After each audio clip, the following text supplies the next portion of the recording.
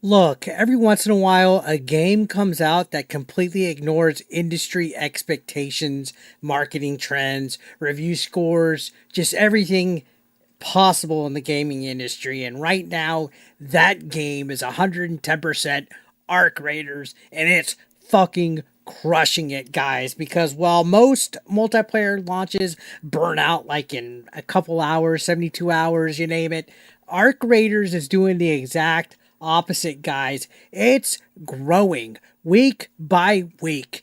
And on a Monday night, when player counts usually fall off a cliff, the other day on a Monday, there was nearly 300,000 people playing. And then over the weekend, it hit 700,000 people across all platforms, guys. And based on momentum, I think it might break it again.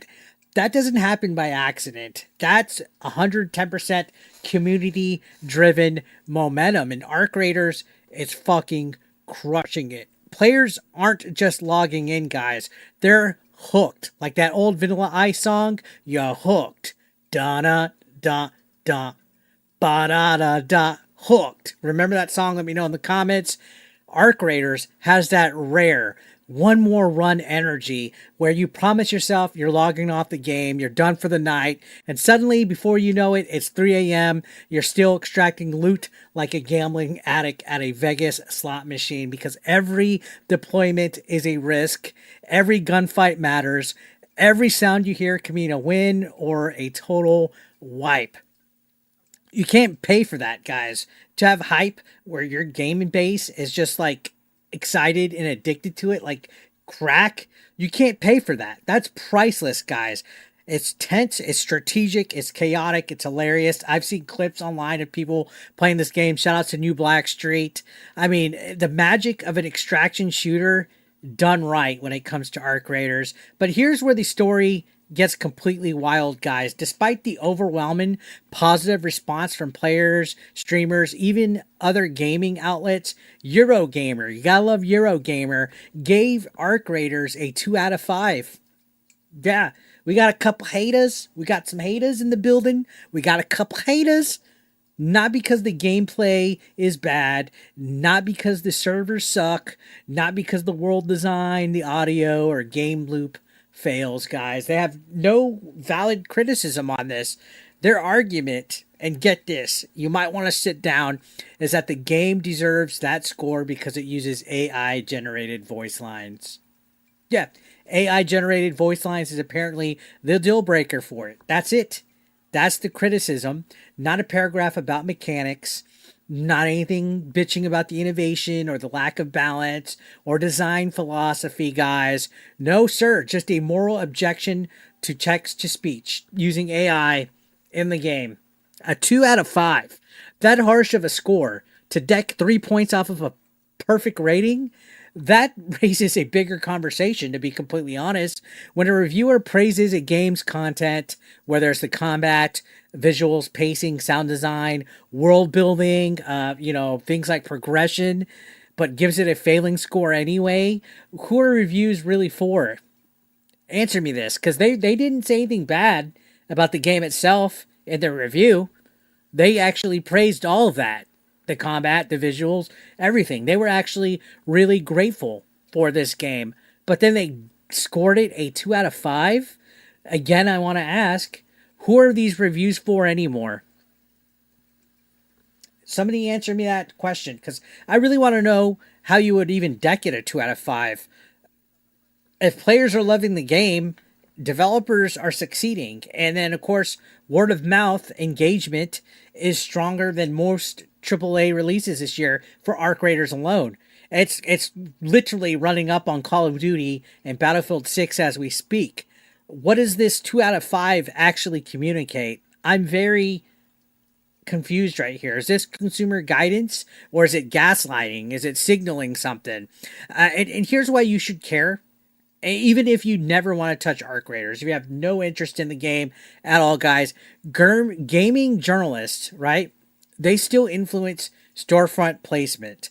They influence published marketing, investment decisions, studio hiring, public perception. It all goes in hand. If reviews are bad, it harms games. And if a reviewer could punish a game not for how it plays, but because they personally disagree with the tool being used in development, it creates a dangerous precedent. Okay? This game is by no means a terrible game. It's not a 2 out of 5. That is scary to think that a review outlet can do this and damage a reputation of a great game. Review scores are quickly becoming activism with this train of thought instead of an actual legitimate evaluation. Meanwhile, the market is obviously spoken, right? Steam charts don't lie, social clips don't lie, Twitch doesn't lie, player counts rising 2 weeks or more after launch don't lie.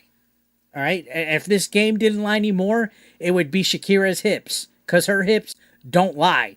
Okay. So Arc Raiders, it's working because it's unpredictable, it's social, it's messy, it's emotional, it's competitive. And that's all gamers want. Gamers just want fun, addictive games that they can sink the teeth into. It brings back something that gaming's lost, guys. Those old Halo and Gears lobbies where there was trash talk, there was betrayal, alliances, chaos, turned strangers into literal stories, right?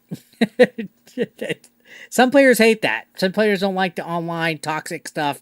Some only want PvE servers. Some don't want to risk losing loot or getting outplayed, and that's fine. Extraction shooters aren't for everyone. The fact that this outlet would go out of the way to rank it 2 out of 5, it's a problem, especially when there's not a game problem at all. This is like a lack of self-awareness when it comes to it.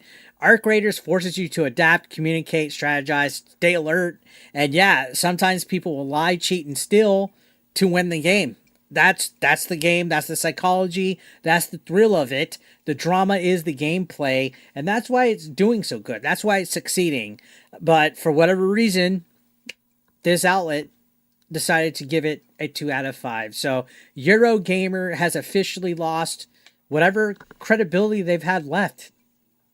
I will never ever take them seriously as a gaming outlet ever again. Hands the fuck down. And I know that AI is a divisive topic. There's a lot of people that don't like AI being used. They feel that it takes away jobs, that it pollutes the climate, that all sorts of things. I think it's a good resource. It could go hand in hand with helping speed up the development process. You got to remember, Arc Raiders is made by a smaller studio, a smaller team. It literally is a game that is fighting upwards in a genre that Call of Duty and Battlefield, among other games, have been dominating for decades, right? For decades. Cut it some slack. Giving it a 2 out of 5 in a review because it uses voice generated AI, it's a bit much. So Eurogamer, you're fucking jokes. Anyways, whether gaming outlets like Eurogamer or like it or not, Arc Raiders prove something important, that players, not critics, decide what becomes a hit. With that, I'm going to leave it here, guys. Let me know your thoughts about Eurogamer ranking this a 2 out of 5. What's your score for Arc Raiders? Let me know in the comments. Don't forget to hit that like. It'll spread this video out to more people. And subscribe. We're on the road to 100,000 subscribers. I'll see you on the next one. Thank you for watching.